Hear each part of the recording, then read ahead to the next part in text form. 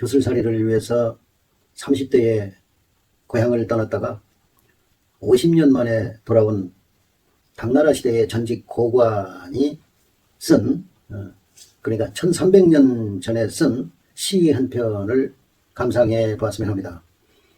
시의 제목은 고향에 돌아오고 보니 라는 의미를 가진 회향우서입니다.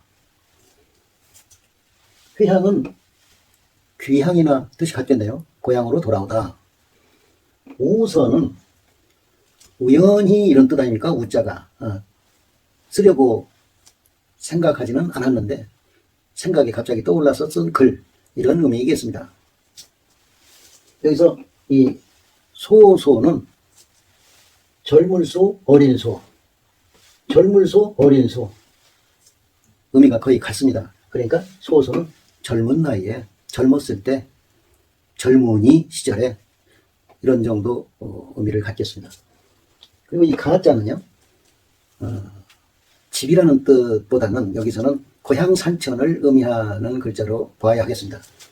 신사임당의 사친이라는 시는 천리가산 만척옹 이 구로 시작하죠. 여기 나오는 가산, 가산은 고향 산천을 의미하죠. 여기서는 가산을 줄여서 가로 썼다고 새기고 싶습니다. 그리고 이 노대회라는 말은 많이, 매우 늙어서 돌아오고 보니, 다 늙어서 돌아오고 보니, 이렇게 새기면 좋겠습니다. 이 대자는 매우, 심히 이런 뜻도 있고 늙었다 이런 뜻도 있습니다. 그리고 향음은 고향의 소리, 즉 고향의 말씨, 고향 사투리, 이런 의미입니다. 이 음자는 소리, 소식, 또 말, 글, 이런 뜻도 있죠. 복음이라는 말이 있죠. 예수님 하나님의 말씀, 그 말씀을 적은 글, 곧 성경, 또 이 세상을 구원해 주신다는 소식, 뭐 소리라고도 좋겠고요. 이런 의미가 있죠. 이 복음이라는 말 속에는 훈민정음, 백성을 가르치는 바른 소리, 바른 말, 바른 글, 이런 의미 아니겠습니까? 이 빈모는 귀인머리 빈자입니다. 여기 이 눈과 귀 사이에 있는 이 머리털, 이것을 빈모라고 하죠. 그리고 이 쇠하다, 쇠퇴하다 이런 뜻으로 주로 쓰이는 이 쇠자는 여기서는 백발이 되다, 이렇게 해석입니다. 검은 머리가 쇠퇴하면 백발이 되지 않습니까? 이렇게 연상하시면 좋겠네요. 그리고 이 종자는 따르다, 하인, 이런 뜻이 아니고 여기서는 뭐뭐로부터, 이렇게 어조사로 쓰였습니다. 그러니까 개종하철에는 손님은 어느 곳으로부터 왔습니까? 이 말입니까? 손님은 어디에서 오셨나요? 이렇게 새기면 좋겠습니다. 소설이가 노대회 하니, 젊은 나이에 떠난 고향 산천 다 늙어서 돌아와 보니 향음목의 빈모세라네. 고향 사투리는 고쳐지지 않았는데, 바뀌지 않았는데, 변함이 없는데, 그대로인데, 여전한데, 귀민머리털은 하얘졌네, 늙었네. 아동상견 불상식하고 아이들은 서로 보고서도 상대를 알아보지 못하고 나를 누구인지 모르고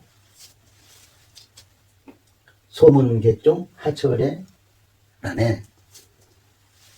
웃으면서 묻네. 손님은 어디에서 오셨나요? 손님은 어디에서 오셨나요? 하고 웃으면서 묻는구나. 이 시를 지은 이 하지장 선생은 당나라 시대에 고관을 두루 지낸 사람인데요. 당나라는 618년도부터 907년도까지 채 300년이 안 되는 기간 존속된 왕조죠. 이 하지장 선생은요, 유명한 시인 이태백과 각별한 관계가 있는 사람입니다. 지방을 전전하면서 살다가 42살이 돼서야 벼슬을 하기 위해서 당나라의 수도, 당시에 당나라 수도는 여기 장안이었습니다. 이 장안은 오늘날의 서안이라고 이름이 바뀌었죠. 명나라 때 이름이 이렇게 서안으로 바뀌었죠. 진시황릉이 있는 서안에 올라왔는데요. 이때 처음으로 하지장이 이태백을 만나서 이태백의 시적 재능에 감탄해서 이태백을 적선인이라고 불렀습니다. 적선인.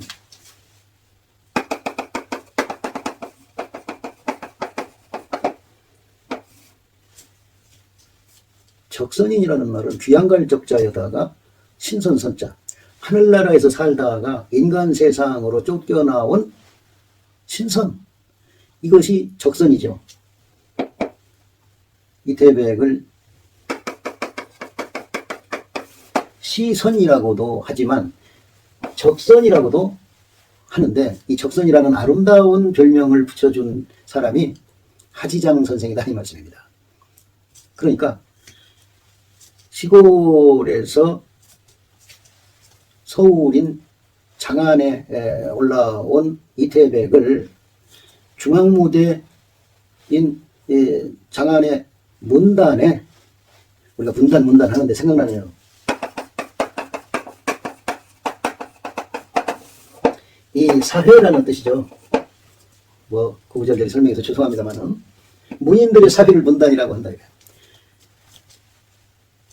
수도 장안의 문단에 데뷔시켜준 사람이, 이태백을 데뷔시켜준 사람이 바로 하지장이다 이런 말씀이겠습니다. 이 하지장이 86세가 되던 해에, 그러니까 744년도에 벼슬을 은퇴하고 고향인 영흥, 이 절강성의 영흥으로 돌아와서, 이 영흥이 오늘날에는 소산이라고 하는 동네로 이름이 바뀌었어요. 이 절강성에서 여기 장안까지는 한 3천리 됩니다. 직선거리로. 우리나라 저 아오지에서 제주도까지가 3천리라고 하지 않습니까? 그렇게 먼 거리였습니다.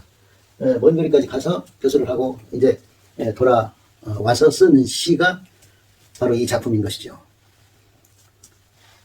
젊은 시절에 고향을 떠나서 50년 만에 생을 마감하기 위해서 돌아온 고향이기 때문에 슬프기도 하고, 한편 고향에 대해서 미안한 마음도 있고, 이런 마음인데, 천진난만한 어린이들이 밝게 웃으면서 어디서 오셨나요? 이렇게 묻는 묘사를 함으로써 우울할 것 같은 분위기를 반전시키지 않습니까? 젊은 시절에 고향을 떠날 때는 연부역강한 장년이었지만, 늙어서 돌아온 지금은 백발에 검버섯에 주름투성이 노인입니다. 안타깝고 슬픈 마음을 주체할 수 없는 이런 분위기에서 아이들이, 손님은 어디서 오셨습니까 하면서 밝은 표정으로 묻는 데서 잠깐이라도 마음이 밝아질 것 같은 그런 시라고 볼 수 있겠습니다. 수십 년 일하던 직장을 은퇴하고 한 2, 3년 후에만 가더라도 그 직장 동료였던 사람들이 상당히 많이 바뀌어 있기도 하고, 직장의 건물이나 뭐 여러 가지 분위기가 많이 바뀌어 있는 경우가 많이 있습니다. 고향도 이와 같은 경우가 상당히 많죠. 설 명절에 고향을 다녀오신 분들도 많으시라고 보는데요. 어떻습니까? 고향의 모습이 어렸을 적 그 모습대로이던가요? 요즘은 오래간만에 고향을 가더라도 어디서 오셨나요? 하고 웃으면서 묻는 어린이들도 참 만나기 힘든 고향 마을의 모습 아닐까요?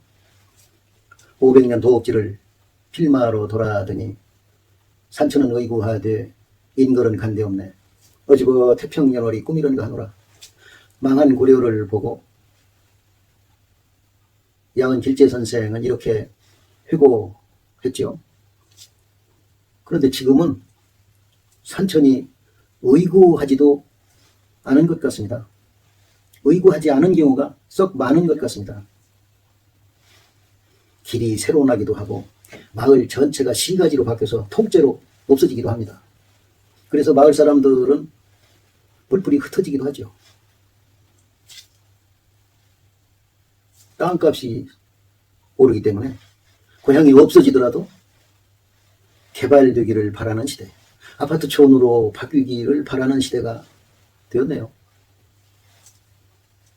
어쨌거나 우리는 근본을 잊지 않기 위해서라도 고향을 가능하면 자주 찾을 일이다. 너무 오래간만에 가면은 어린이들이 보고 손님은 어디서 오셨나요? 하고 묻는 수가 있다. 어린이들 뿐만 아니라 고향 산천이 나를 보고 어디서 왔느냐고 물을 수가 있다. 또 한편으로는 이 시의 작자처럼 오랫동안 외지에서 객지에서 살다가도 책을 마감할 즈음이면 고향으로 돌아왔던, 다시 말해서 출생지와 사망지가 같은 경우가 많았던 것이 옛날이다. 그것도 옛날과 지금이 다른 점 중에 하나다. 이런 생각을 해봅니다. 오늘은 젊은 시절에 떠나서 오랫동안 외지에서 벼슬을 하다가 생을 마감할 즈음에 고향을 찾아왔더니 마을 어린이들이 보고서 나를 몰라보고 손님은 어디서 오셨나요? 하고 묻더라는 회향오서라는 하지장 선생의 시 한 수를 감상해 보았습니다.